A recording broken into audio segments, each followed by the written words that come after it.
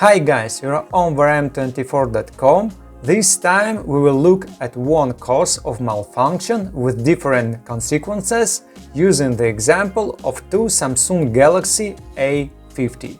So, the result of malfunction on one smartphone has no sound from the microphone and earpiece speaker, and on the second smartphone there is a popping and crackling noise during a conversation.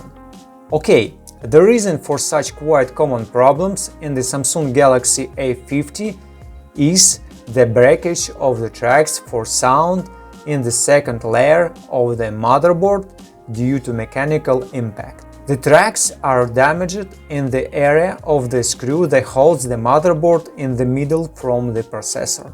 The metal shield is soldered into the first layer and, for example, after fall, when the printed circuit board is bent, the shield comes off the board along with the tracks passing under it in the second layer.